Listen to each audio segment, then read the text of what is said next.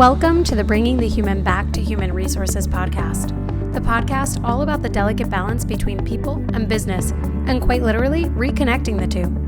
My name is Tracy Rubin, and I've spent nearly my entire professional career in HR. Join me as I share stories, opinions, and words of advice with you each week.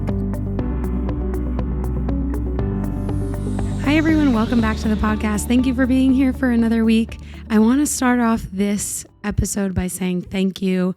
Thank you so much. I've received dozens and dozens of messages through email, DMs, LinkedIn messages, and with just so many of you saying that the episode last week was so helpful to you or that you appreciated it. I'm so glad that I did, because to get the response that I got, it was validating. It made me happy to see that it helped so many of you.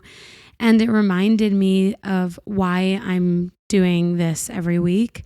And so I just am so grateful, and it really warms my heart to see so many of you impacted by the content that I'm giving you and by sharing my story. And so many of you have actually gone through this recently, or have gone through this in the past, or are going through it like in the present. And so it just made me think that there are some takeaways. And I know I shared this last week, that there are things that I learned for sure from this experience that I wanted to share. So that is what this episode is going to be all about. What I learned, things that or mistakes that I will never make again. And just in general, the takeaways or the things that I kind of reflected on since, or when I should say, really when I resigned, but really after resigning and having a moment to reflect on what went wrong.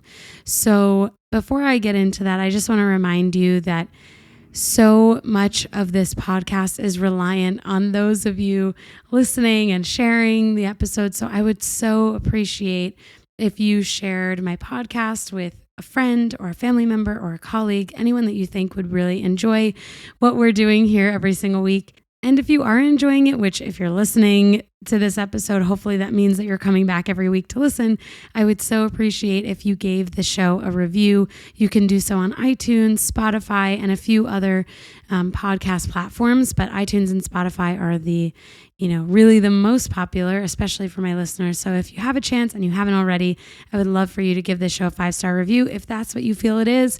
If not, maybe just let me know in the DMs instead of reviewing, but I'm not going to tell you what to do.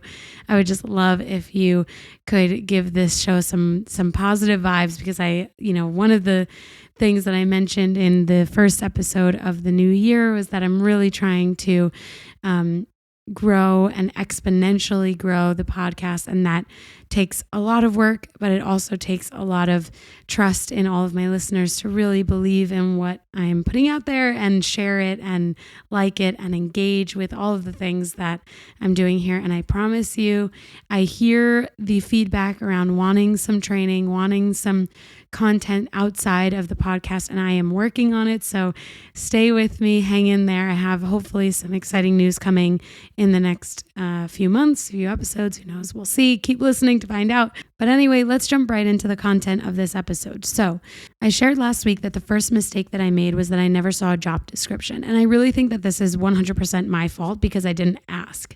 And like I said last week, I was poached basically by a recruiter who I have a really good relationship with and is amazing. Love what they do, and I love the company, and I love the people at that agency.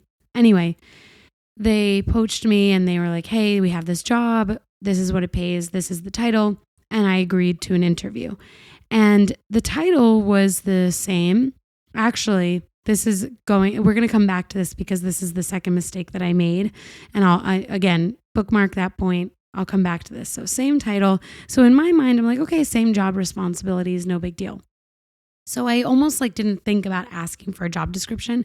And I want to be really clear that this is not any feedback for the recruiting partner or the agency, because actually I think this is super typical and normal in processes like this, especially with someone with my background, where I had worked in that job for a number of years. So in my eyes, this was normal. What I should have done was I should have said to either the recruiter or my boss at the time, hey, like while I was going through the interviews, hey, you just send me a job description? And the reason why I think it's a mistake that I didn't ask for a job description or see a job description is because I would have realized that the job was different than what it was marketed to be, and I would have seen the scope of the work that I would have had. Now, this is the second mistake that I made that I said I wanted to come back to. The second mistake that I made was that I didn't listen. The first thing that was brought to me was this job and the title and the pay.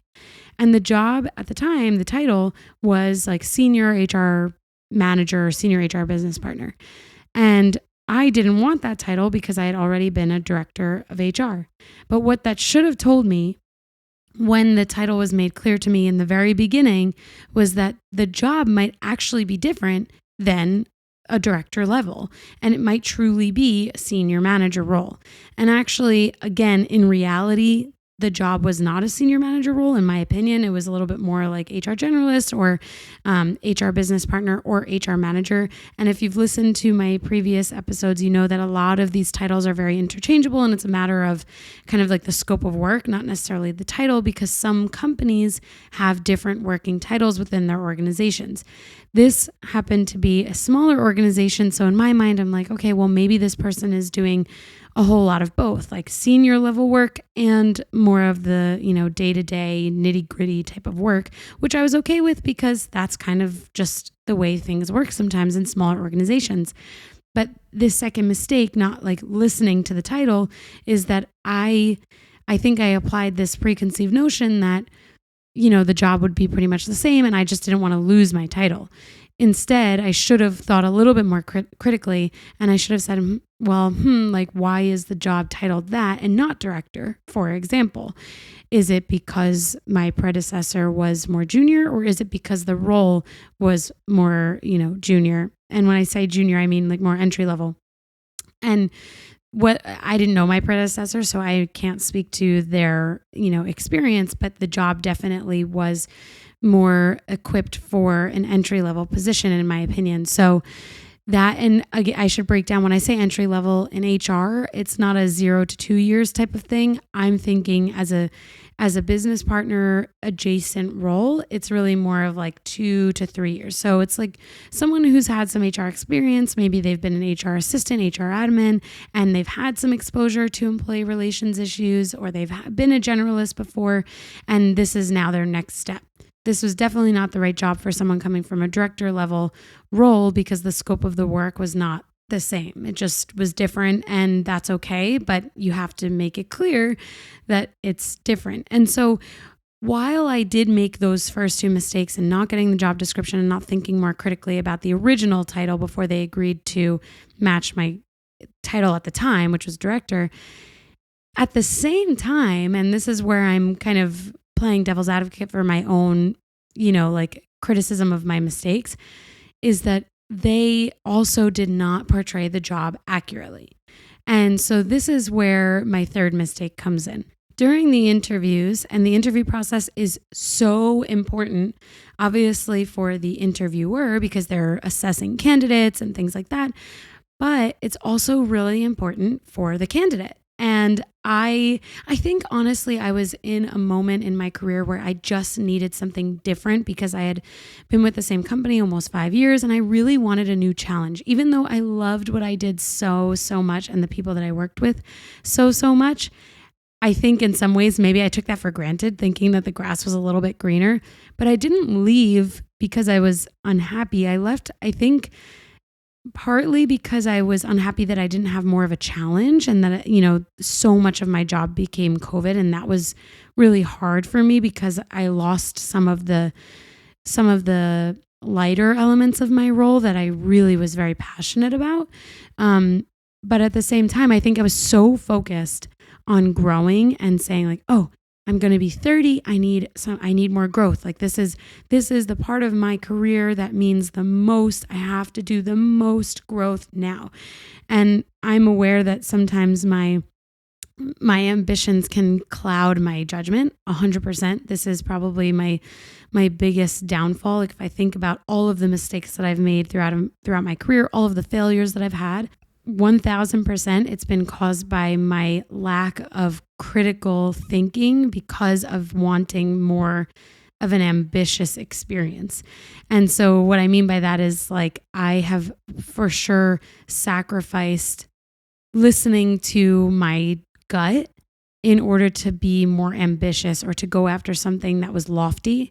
And sometimes that's okay. Like I think I'm not risk averse in that way. I think sometimes I take risks that are definitely calculated and I think about them. It's not like I'm just acting in a hasty way, but I definitely sometimes allow my ambitions to remove myself from thinking through like, well, what could the potential outcome be that's on the negative? Because I'm always looking at the positive. Well, if I do this and I make this big a jump, here is the benefit. But where are the cons? What could be the cons associated, And those are not always the questions I'm answering or asking. So in a way, I'm grateful that I had this 3-month experience because I don't want to say it was a mistake having the experience because I'm where I am today as a result of it. But I definitely think that I could have avoided this situation if I had, even if I still wanted to leave my job before this last one, I would have potentially thought a little bit more critically. I would have thought a little bit differently if I had really listened to these warning signs, because those first 2 mistakes, there were warning signs there, right? I didn't get a job description and the title was not the title that I was currently in. So in theory, the workload would be different, but I wasn't thinking critically enough. So those were the 2 mistakes that I could have avoided. Now, the third mistake, which definitely was a warning sign for me that I ignored, and this is where I circle back to the initial point that I was making, that interviews are so important both for the interviewer and the candidate, is that in the interviews, I had a good experience, but I left without a lot of answers. And I specifically remember I want to say 3 out of 4 of the interviews, and this does not include the, conversation with the recruiter or the agency. This is specifically talking about the interviews that I had with the internal team. I remember walking away from those interviews feeling so excited about the opportunity, but not actually having answers to a lot of questions. Like I remember when my husband or my family would say, oh, well, what about this or what about that? And I didn't know. And when in my reflection of this whole experience to try and figure out what I did wrong or what mistakes I made, I realized that in the interviews, I wasn't doing a lot of talking or a lot of asking. I was doing a lot of listening, in the sense that the person interviewing me or the person that I was meeting with was kind of mostly just talking about themselves and what they needed, rather than sharing what I would be doing or, what I would be getting out of the experience or the reason why, it was a wonderful experience, for example. It was a lot of like, this is the problem we have. This is what we're trying to solve. What do you bring to the table? And like obviously asking me about my experience, but not really a lot of questions. Like I remember not asking questions about the experience in this role, the workload. I didn't really dig in. I think I was also listening a lot to the individual experience. Like I remember my, then boss, who was my first interview, I remember them really talking a lot about themselves. And that should have been a red flag for me, because when I interview someone for a role, especially one that is framed to be super critical, because it had been vacant for so long, I would normally say, listen, like, let's cut right to the chase. I want to hear about you. What are you looking for? These are the problems. How are you going to solve it? And I would probably expect the candidate to do the majority of the talking, and for the candidate to have a lot of questions about, the experience in that role. And while I, of course, asked questions, because I always ask questions in an interview, I think I mostly asked questions that were a little bit more self-fulfilling, like, what kind of benefits are there? What's the pay? Who's on the team? And I remember asking, or really mentioning, it was probably more of a mentioning that I didn't want to be an individual contributor and I really wanted to have a team. And at the time, my then boss was like, you have a team, no problem. And this is where my fourth mistake comes in that I never met or connected with someone on the HR team during the interview process. And actually, I think this is a mistake because in HR, especially, so much of our jobs are collaborative, but honestly, in every job, and I think even in every job that I've had up until that point, I had always met with a colleague, like someone who would be a colleague, not just a partner like on the business side, but an actual HR colleague. And I think that was a fatal flaw, so to speak, because if I had met someone who would have been a colleague on the HR side, then I probably would have had way more context as to what the role was and some of the challenges within the department and the organization in general, which did end up having a huge impact on my experience. And so I think it's so critical to meet with someone who you would be directly working with, whether on your team or, meaning reporting into you or on the team beside you as a peer. And even in my current role now, where I'm working with Legion Technologies, I met with a colleague, a peer, before receiving the offer. It was sort of a meet and greet. And so that was super important for me because I didn't ask for it, but it made me realize that was something that I didn't have in this last role that I think definitely was probably a mistake.